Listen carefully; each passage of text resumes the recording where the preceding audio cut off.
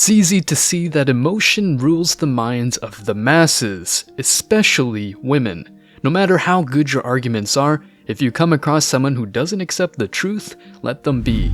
That's their choice, and since they prefer a hologram over a liberating truth, you shouldn't save them.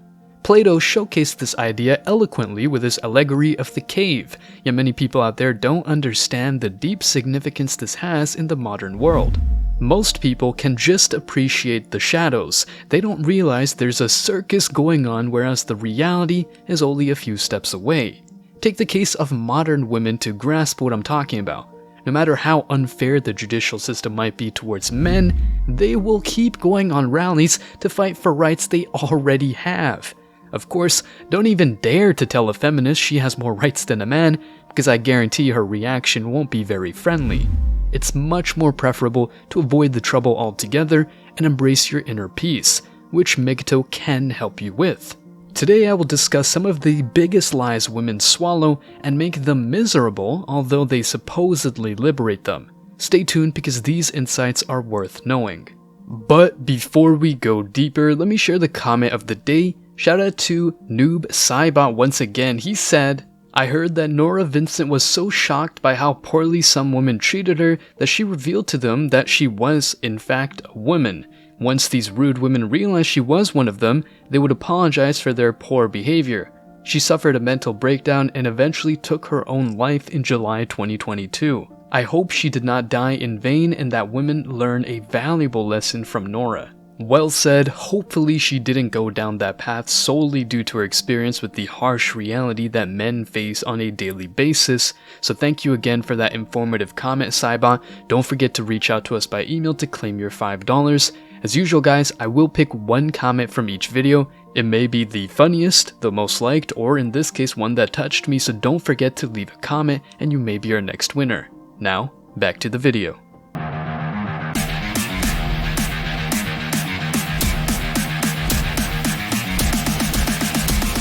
Embrace your masculinity.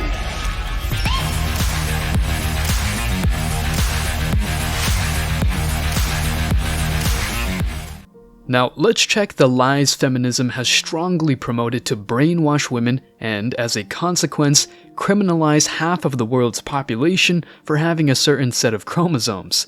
The first lie is the false idea of freedom of choice. This is another huge double standard that showcases how most women are tolerant with other women only when they think the same way. This case is very simple to grasp. Modern day women truly believe that every woman should do as she pleases, including but not limited to having multiple partners and being a career woman. I'm not even meaning to say they should stop doing these things, but here's the catch.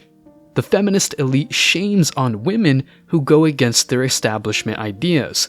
For example, if a woman willingly submits to her husband because he's a good leader and a role model for her children, feminists will treat her as an outcast. In other words, they will call her names and even say she's got a disease. What's wrong with her? How on earth isn't she aware of the patriarchy? How come she allows her husband to take the lead? These same women, by the way, want a muscular male police officer to save them when a psychopath assaults them in the middle of the night. These same women know deep down that men are naturally stronger than men, but their ideology will always prevail compared to the undeniable biological truths. The freedom of choice is relative because a woman must feel free to do whatever she wants as long as it is aligned with the feminist propaganda. Therefore, that's a sort of conditional freedom.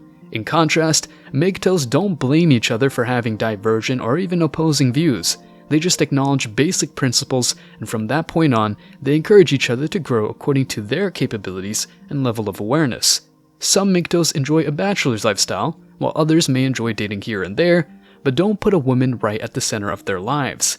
Shockingly, while these women brag about enjoying more freedom in their corporate jobs, they are under the guidance and tutelage of a boss who tends to be a man, by the way, so they simply fall into the trap of climbing the corporate ladder.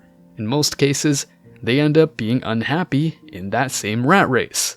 The second lie is that hedonism is liberating and satisfying in the long run. This simple statement is easily debunked. Do you think that drinking lots of alcohol or doing drugs will eventually be that satisfying, especially after excessive consumption? Hell no. The average drug addict keeps on consuming drugs just because they're slaves to the chemicals in their body. They have no discipline and justify it by saying that they're just giving their bodies what they ask them for. The same applies to hedonistic women. These delusional chicks love sleeping around, working corporate jobs to prove something to themselves, and blaming external agents for their situation. The key question is, are they happy? And the answer is, not really. They might get some dopamine rushes at the very beginning, but that feeling evaporates as time goes by, and at some point, they just keep on doing things just because it's a hardwired routine. They get so used to their situation that they cannot even bear the thought of doing this differently. They're like the prideful math teacher who only teaches one method of solving a problem, but once a student solves that problem in a different way, they get upset and even dismiss this alternative as invalid. As I said before, feminists have a very selective tolerance, and they only think in terms of allies and enemies. Needless to say, avoid dating a feminist at all costs. And last but surely not least, the third lie is that feminism fights for equality.